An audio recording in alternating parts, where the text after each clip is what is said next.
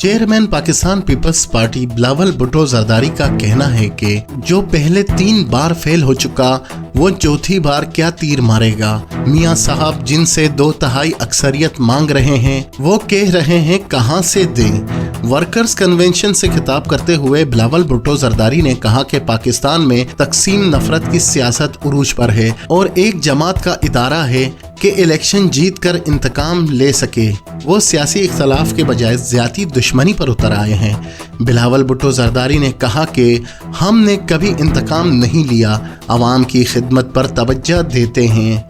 ज़ाती दुश्मन और अना की सियासत हम नहीं करते और हमेशा के लिए दफन करना चाहते हैं। हमने मुल्क में दोनों को बर्दाश्त किया।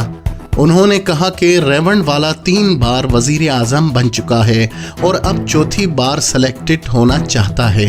नवाज शरीफ इन्हीं से टकराए जिन्होंने 2/3 अक्सरियत दिलवाई।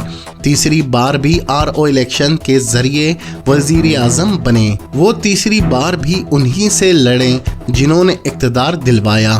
साबिक वजीर ख़ारजा ने कहा कि मुझे क्यों निकाला, कहते कहते लंदन के एवन फील्ड में पहुंच गए। नवाज शरीफ की वापसी पर लाहौर में बहुत बड़ा इस्तकबाल करवाया गया। इन्होंने अब भी वही करना है जो 3 बार किया था। इनका अब भी मुतालबा है कि मुझे 2/3 अक्सरियत दो। चौथी बार नवाज शरीफ वजीर आज़म बनेंगे तो हमें मालूम है कि क्या होगा। जो रिवायती सियासत हम 3 बार भुगत चुके हैं, चौथी बार भी भुगतनी पड़ेगी।